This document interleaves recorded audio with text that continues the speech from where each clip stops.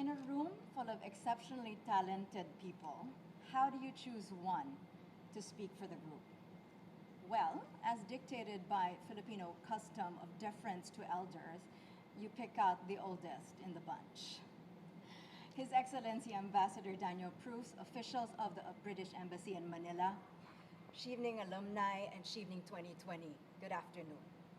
I'm addressing you from the Rappler newsroom because I am a storyteller, and I'd like to tell you a story about Chevening 2020. Many of us have not met each other personally yet, but that hasn't stopped us from sharing in each other's milestones. We celebrated the birth of Errol's baby girl, Kyoto, and accepted our appointment as honorary Chevening aunties and uncles. We cheered Ian's engagement. Within our homes and small squares of Zoom, we have spent Friday nights debating gender, discussing films both as protest and escape, the future of our country and our role in shaping it. One issue that we haven't quite resolved is how to find an inexpensive rice cooker in the UK. But hey, we're working on that. The story of a Chevening scholar has always been one of purpose, opportunity, and service to country. But now, it is also an act of courage. When we filed our Chevening applications, we were fired with hopes of making a difference in our chosen fields of food security, peace and security, creative industry, energy, finance, diplomacy and public policy, environmental protection, human rights, and media.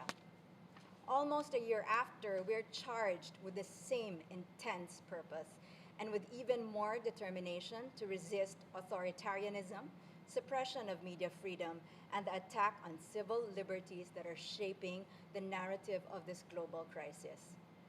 The words that define 2020 include social isolation, hyper-nationalism, and if I were to believe the dire predictions and dramatic predictions of my teenager, a dress rehearsal for the zombie apocalypse. 2020 has compelled us to ask ourselves hard questions, like what do we consider as essential? What do we value as our basic rights and freedoms? Will we have the courage to resist punitive demands for our obedience as a form of leadership? How we answer these questions will reflect our purpose and what we stand for. Now, I'm going to end with one last story.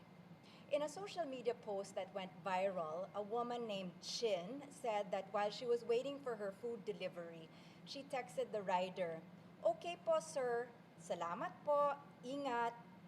He arrived with her meal in one hand and the brightest smile on her face when he said, "It's the first time that someone has ever addressed me as sir."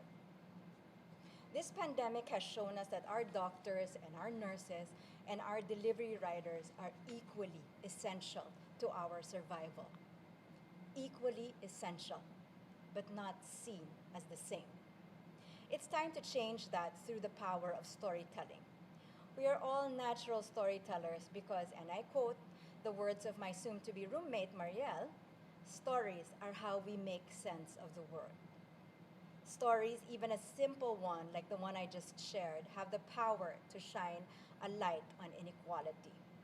Stories mirror our deepest aspirations, and they illuminate what we know to be good about us as a country and as a people. Stories are how we find meaning and hope.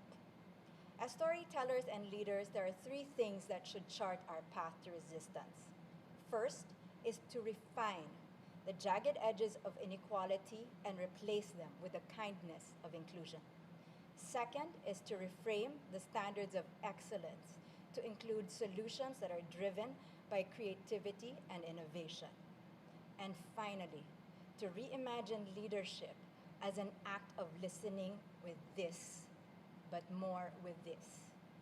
This is where we hear what isn't being said by those who do not have a voice. Often, the first step towards the better future that we all want is to dare and imagine what it looks like. for our doctors and nurses with acronyms after their names, and our delivery riders, whose photos simply appear as thumbnails on our apps. We are Chevening 2020. This is our story of taking the first step to becoming the leaders that we have always wished we had.